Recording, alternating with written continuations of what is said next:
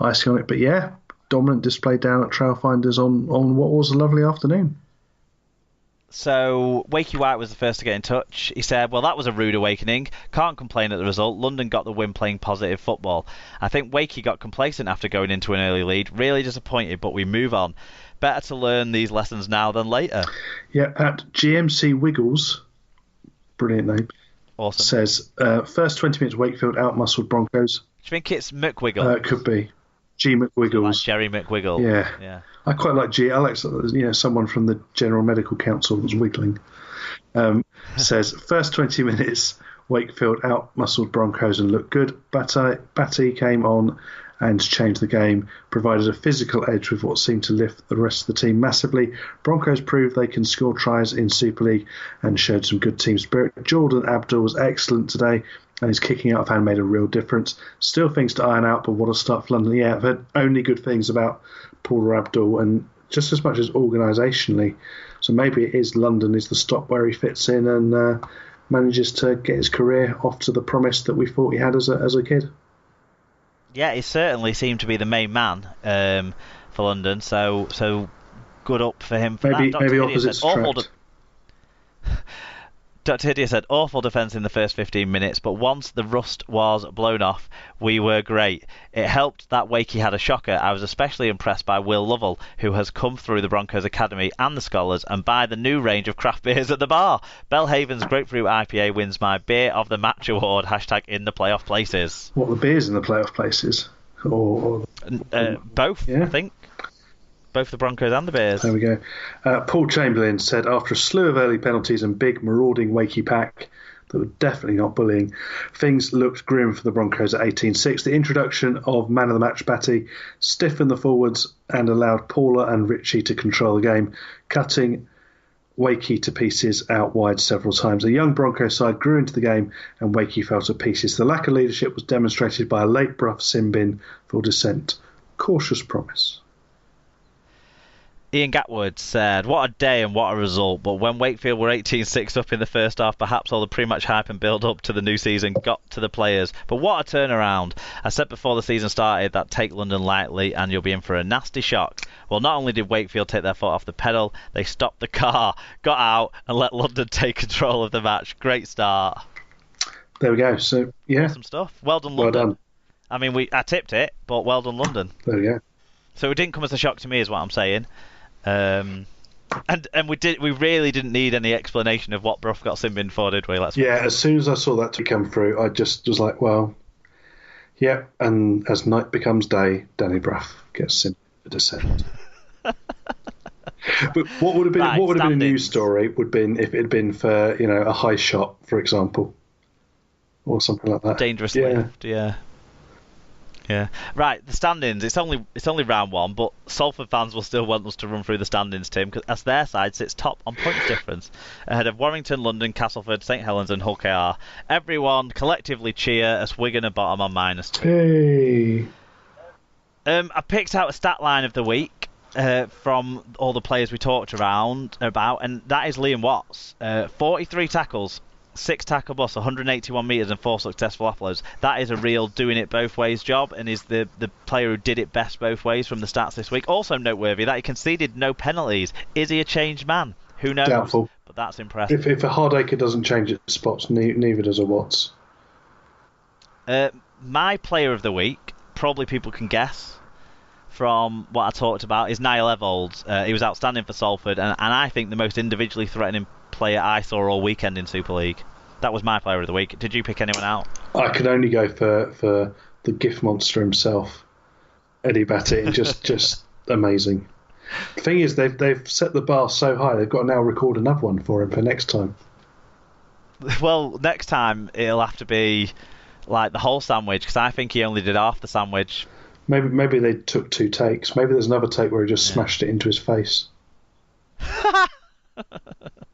They never thought they'd need 2 gifts, did they? If only we knew someone that had more than 1 gif. Do you have a highlight of the week, or is it again Eddie Batty's gift? How can you look past that?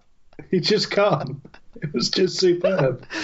No, well, my highlight of the week was. I Oh, go on. no, Sorry. definitely the what's it called? The highlight that would be the kindly horse sliding over in the corner.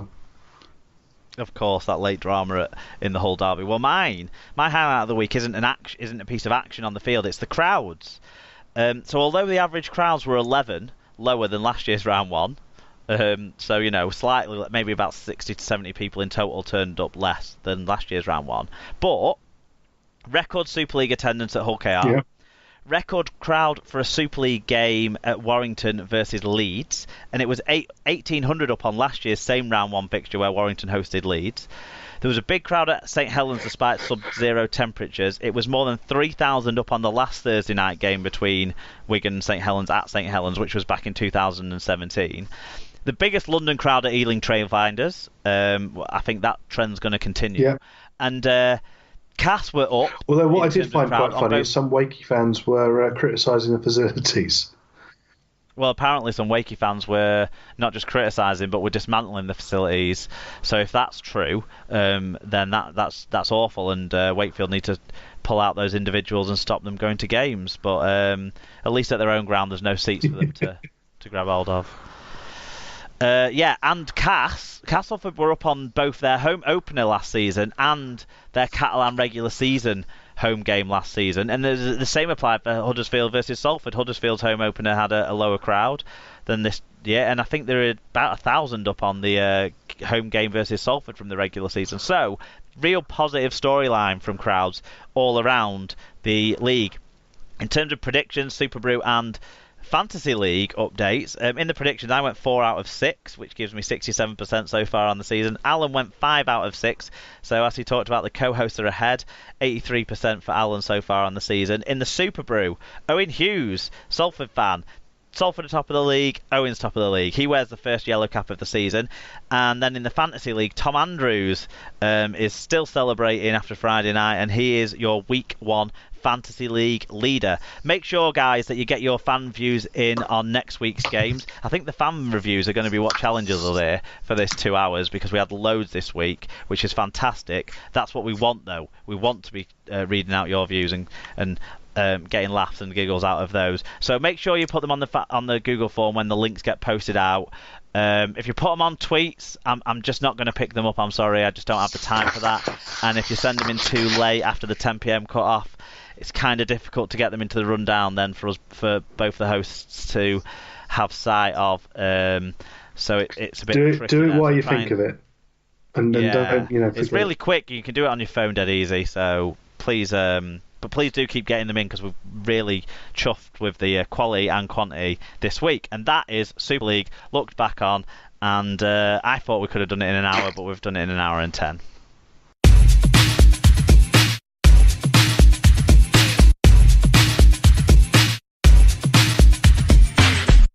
Right, so now it's time for the other results, looking up and down the grounds, or rather just around the Championship this week, because we've got no League One starts in a couple of weeks. Championship round 1, then, it finished Lee 24, Toulouse 16, Bradford 17, Featherstone 16, and Alan got in touch on this one. He said, a bit closer than I thought, but great to get off to a good start. Middle of the table might be very close this year. Yeah, it finished Sheffield 64, Swinton 10. Nasty injury in this one for one of the Swinton players, Will Hope. And no ambulance. And no ambulance, yeah. So he had to actually be carried back on the team coach and then dropped off at the hospital on a stretcher. Pretty rough going that, but we wish him all the best, because it sounds like he's pretty much demolished his leg there, unfortunately. Real sad start to the season there for him and for the Swinton Lions. Widnes 40, Halifax 16. Tim, I was at that one. Paul O'Brien got in touch. He said, great for the Vikings to open the season with a win. Started well before letting Fax back into it. Great tries from Ince and Gelling.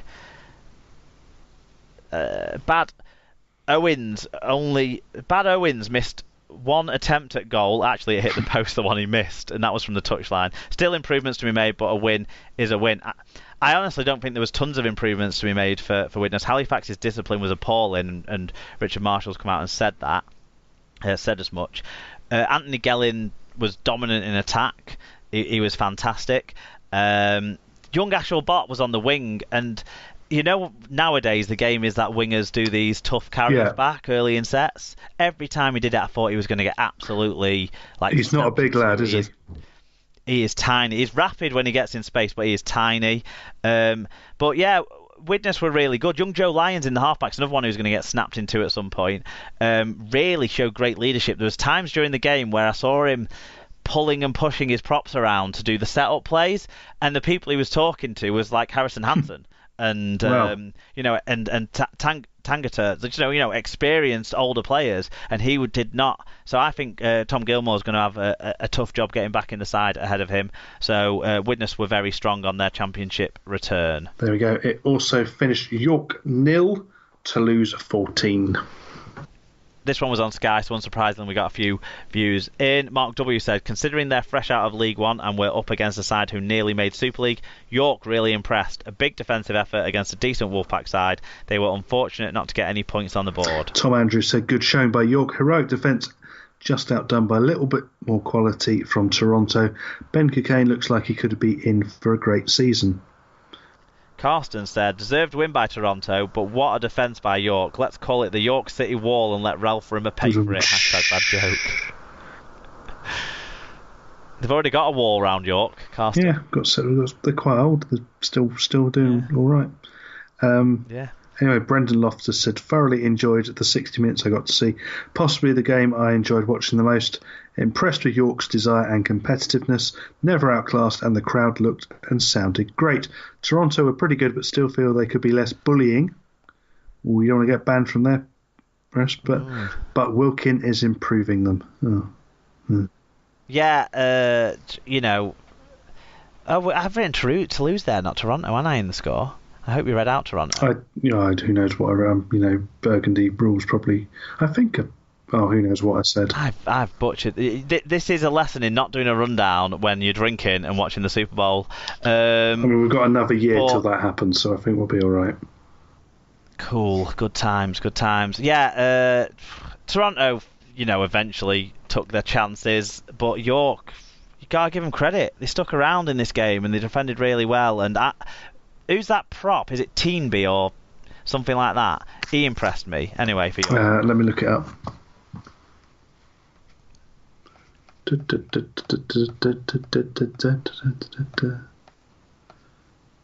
have heard the new music.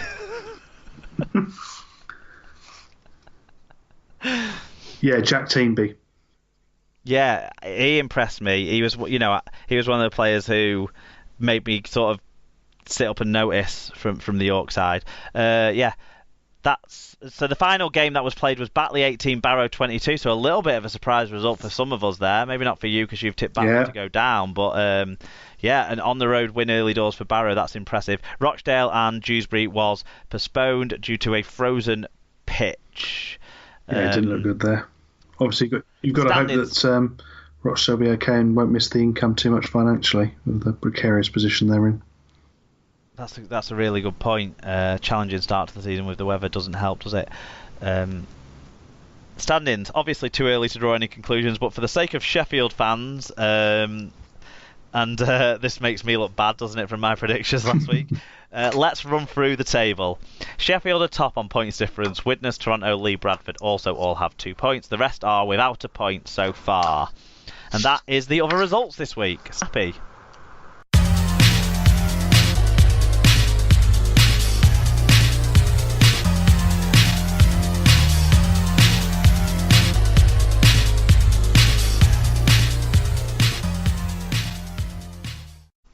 Predictions time then, Tim. It's round 2 of the Super League and it starts on Thursday night. Sky are showing Hull FC's first home game against Castleford Tigers. I'll let you have first dibs on this one. Do you think Hull FC will bounce back from the late loss in the derby? I think although Jake the Snake being back will give them a bonus, I think Cass having too much for them on this. Yeah, I'm going to go Cass by 10, similar to you. And it seemed like Cass were clicking already, whereas Hull have still got some work to do there. So let's say Cass by 10. Friday night, it's my Wigan Warriors hosting the Leeds Rhinos, also on Sky. It's Friday's only game this week, 7:45 kickoff too.